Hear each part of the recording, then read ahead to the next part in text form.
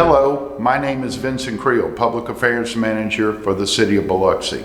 This is today's Be Prepared report. It is being recorded on Friday, June 5th, 2020 at 2 p.m.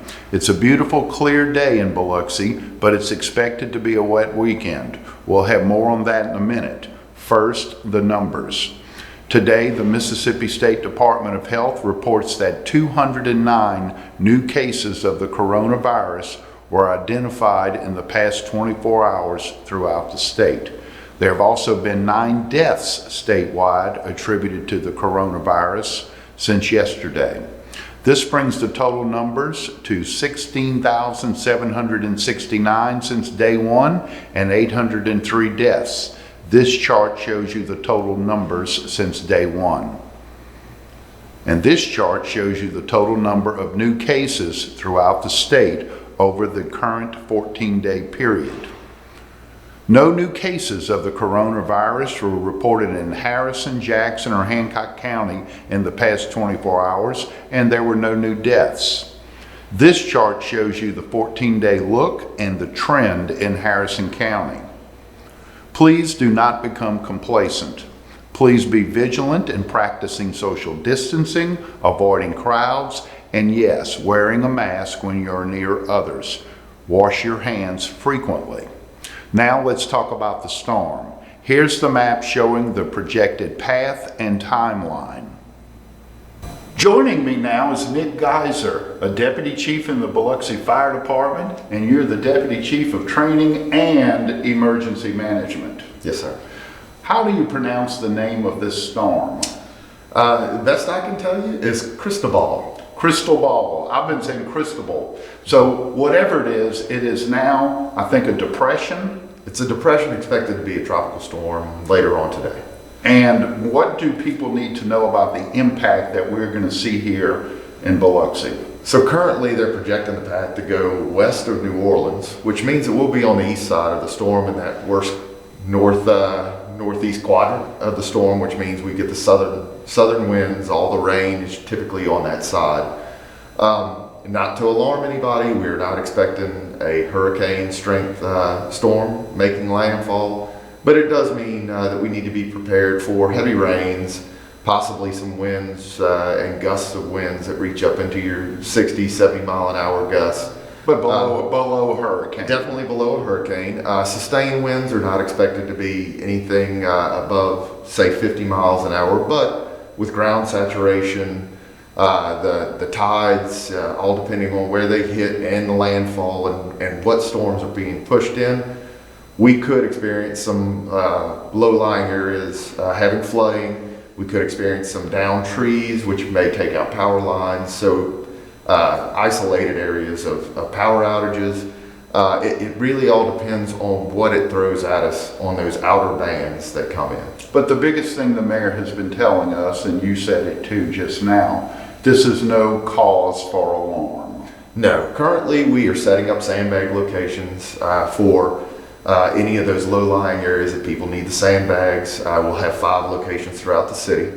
We're also not clearing out our harbors at the moment. I spoke to the Port Authority, and they are looking at, reminding everybody to check their mooring lines, make sure there's no dry rot, maybe add a line or 2, make sure your boat's secure and able to move with the tide. You don't want to put them too tight, but you also don't want it floating off on you. Right. So just little reminders such as What about people at home? What they ought to be doing, I'm thinking, is if they got any loose things out in their yard, you might want to put them in the shed. It's always been, if you're not from around the area, or if you are and you haven't done, it's always been customary to go ahead and cut the yard. Makes it a lot easier to pick up. If you've got debris, so you may have cut limbs, you may call the city, see if they can come by and pick it up or secure it, alongside if you've got an area to secure it. Lawn furniture, that kind of trampolines are always a fun one to watch. Take down the trampoline? Not necessarily take down. What most people do, they'll either secure it, they'll tie it off to, if you've got a tree nearby, just something to keep it somewhat in place. A lot of people will go to a hardware store, buy your bags of sand. So there's several ways to to keep that secure. Okay. It all depends on what you feel like doing. But you sound like you've seen a couple of trampolines. Oh, yes, sir. Yes, sir. None that I have owned, but You've seen them. there are plenty of videos out there that you can see them. They'll take off like a sail. Again, my name is Deputy Chief Nick Geiser. I'm with the fire department. Also the city emergency manager. If you would like to email me, my email is N as in Nick, Geiser, Geiser, at biloxi.ms.us. Thank you. Joining me now is Pastor Murphy Matheny of Cedar Lake Christian Assembly. Good morning. Good morning. You have been, I don't want to say sidelined, but you went online. Your congregation did for 13 weeks, and I think you're all excited about this Sunday. Yes, we are very much. Going our first in-person services, we hope. Why did you wait so long?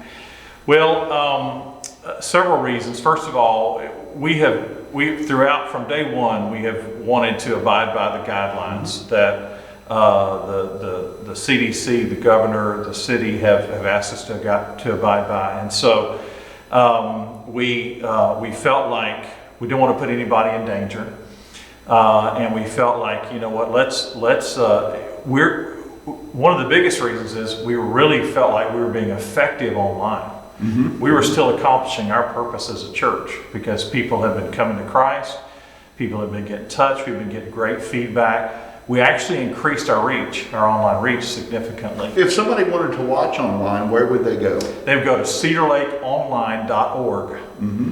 And that's where all of our services are streamed there. Mm-hmm. And then we have a virtual foyer that has all the information. Very cool, the virtual foyer. Yeah, that's right. That's right. Yeah. Okay, you've got about 1,000 people in your congregation, and then you have probably about 800 or so regularly at service. Mm-hmm. But the big thing is, it's taken you a while to figure out how to do that. Yes. What all have you had to do?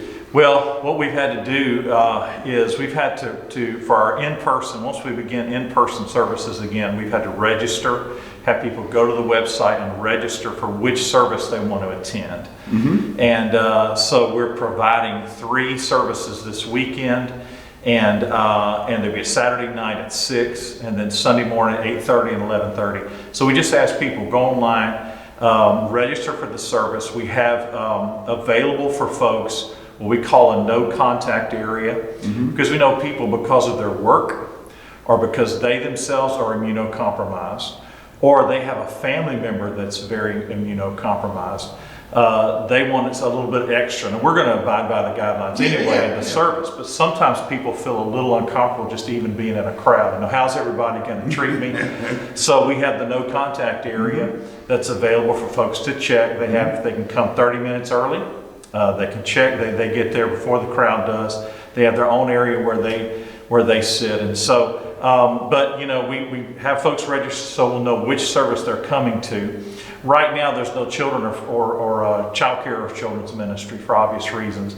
So the service itself will have an element that's designed for the kids in it.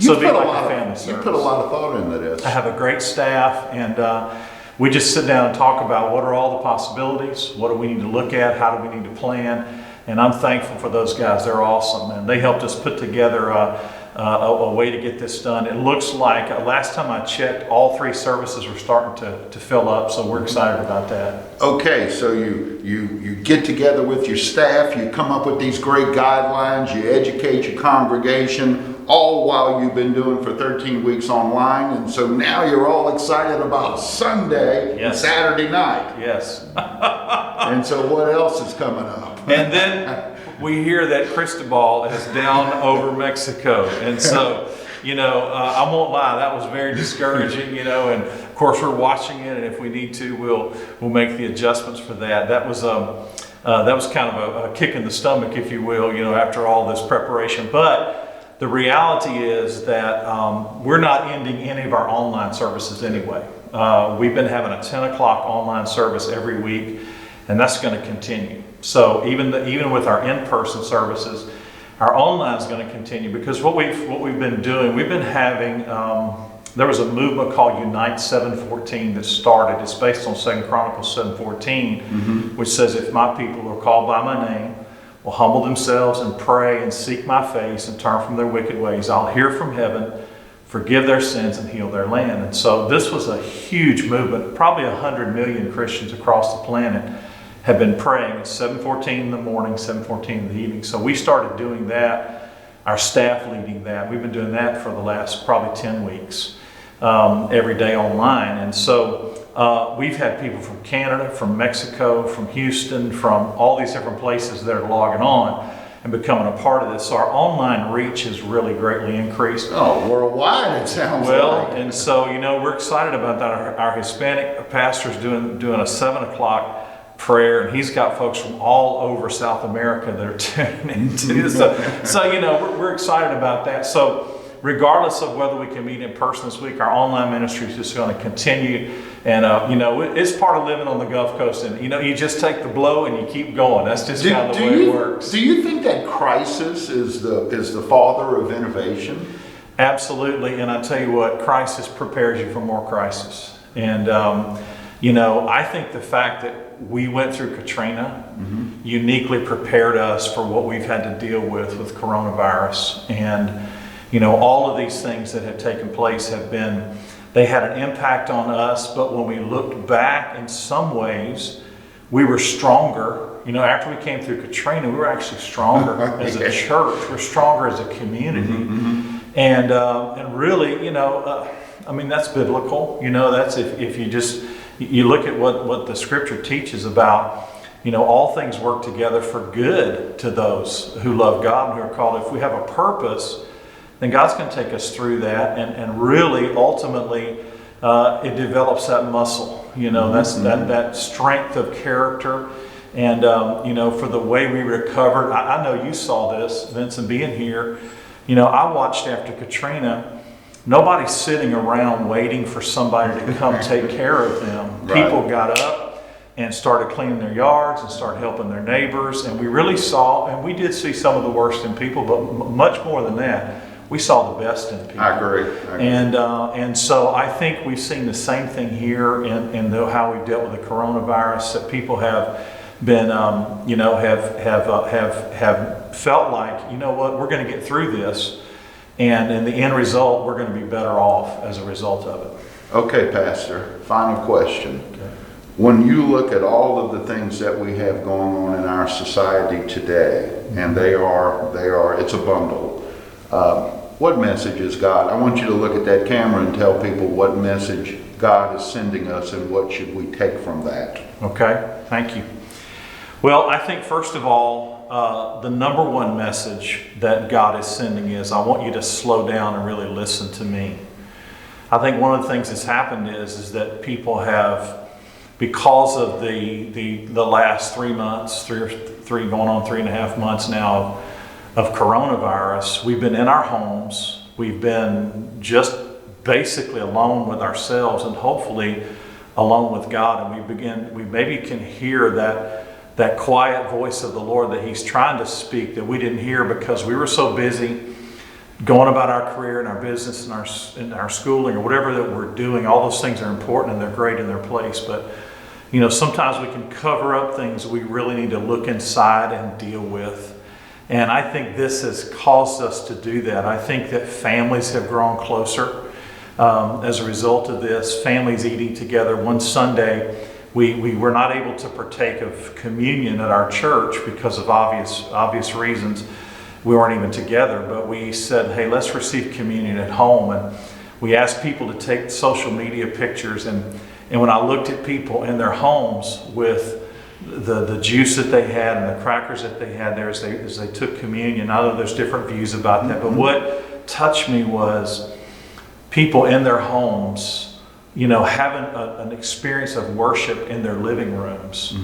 And, it was so touching to me and so moving as I saw that this is not just something that's centered around a building, but it's God dealing with people individually. I think the most recent experiences speak to us as the family of God, that there need to be some conversations that happen between white people and black people and Hispanic people and Asian people, that we need to really sit down and understand one another, because it's a lack of understanding a lot of times that causes the kinds of things that we're seeing now. Not trying to say anything out there is right or wrong or whatever. I'm just saying in the church, I think we need to have more of a unity. So I think all these experiences have built toward that, and that we can come out of this stronger if we'll let it make us stronger. So I don't look at it as punishment. Excuse me, it's punishment from God. I look at it as the Lord saying, hey, listen to me and let me take whatever negative is going on in your life and let me use it to bring something greater and to make you more the person I want you to be. Turn it over to God. That's it. I want to see us start doing a 4th of July thing again. Cedar Lake Christian Assembly was the place that all of that came together, and you presented it to this community on the town green. Yes, we did. And Mayor Gillich has said, yeah, let's talk to them about that in a few years. The city will help you. Well, you know what? I'll tell you this. I'll give you the pat answer you get from any pastor. I'll pray about it. You are a pillar of this community. You're a pillar of this community. I want to thank you for being here. And I still remember that day not that long ago where not the entire congregation, but the spark plugs of that congregation were picking up debris on the side of Cedar Lake Road. Yeah. Excellent work. Absolutely. Thank you. And thank you for the opportunity to be here today. We want to have you on again. I'd love to. Thank you. Thanks. We've covered a lot of ground today, and we appreciate you staying tuned. We'll be back on Monday with another Be Prepared report. But before we go, we also want to recommend one final thing to you. We have a texting service with the City of Biloxi where we send out text alerts about traffic and on occasion weather. It's called Be Alert, and we ask that you please take a few seconds to sign up for this free service. Yesterday, we had text alerts about a traffic accident tying up traffic on the Pops Ferry Bridge, and we had another about a tractor trailer hung up on the Main Street crossing. It really is info on the go. To get these text messages, all you have to do is on your cell phone, text Biloxi to 888-777. That's BILOXI to 888-777. You see a lot of clutter these days on Facebook, Twitter, and on all social media. This is a simple service, no apps, no fee, and it will be official communications from the City of Biloxi. We leave you today with something that we haven't shown you before here. Today, June 6, 2020, is the second anniversary of the death of Biloxi's longest-serving mayor, A.J. Holloway. Here from 2013 is A.J. Holloway on Biloxi. We'll see you again Monday.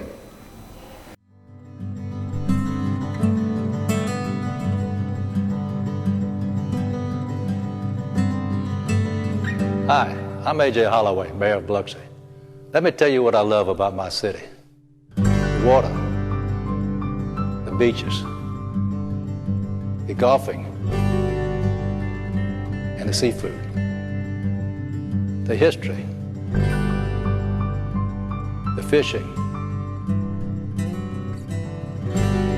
the casino resorts, Katrina sculptures, the people, Mardi Gras, Keesler Air Force Base, the golfing, and the seafood, Edgewater Mall, George Orr Museum,